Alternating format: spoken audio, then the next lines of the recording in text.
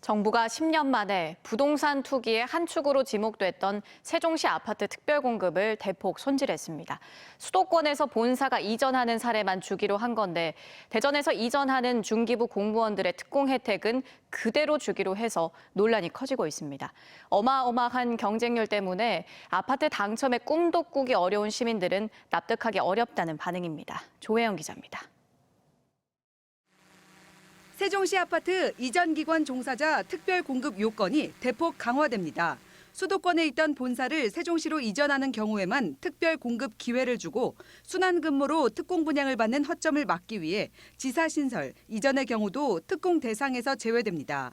특공 횟수도 한 명당 1회로 제한하고 현재 40%인 특공 비율도 2023년이 아닌 내년까지 20%로 줄이기로 했습니다. 그런데 비수도권인 대전에서 세종으로 이전하는 중기부 공무원들과 세종 충남대병원 직원들의 특공 혜택은 그대로 유지하기로 해 논란이 일고 있습니다. 지난 1월 이미 이전 고시가 된 상황에서 소급해서 자격을 없애기 어렵다는 판단입니다. 신청 시기를 미뤄놓은 거고 특별공급 자격 자체는 부여가 됐기 때문에 그걸 저희가 지금 소급해서 적용하는 것은 좀 고려를 하지 않고 있습니다. 하지만 대전에서 30분 거리인 세종으로 가는 기관 종사자들이 특공 대상이 된다는 것 자체부터 말이 안 된다는 비난 여론이 많습니다.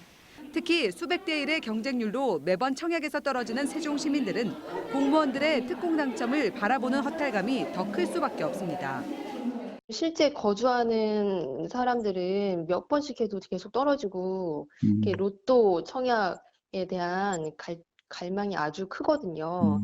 근데 이제 일반 공급을 지금은 너무 적기 때문에 이와 함께 정부는 병원 기업 특공과 관련해서도 종합병원은 500병상 이상, 일반 기업은 100억 원, 벤처기업은 투자금 30억 이상으로 요건을 강화하기로 했습니다. 하지만 국토균형발전 취지와 무관한 소규모 병원과 한방요양병원, 벤처기업 종사자들까지 이미 혜택을 다 받은 뒤여서 소 잃고 외양간 고치기라는 지적이 나옵니다. TJB 조혜원입니다.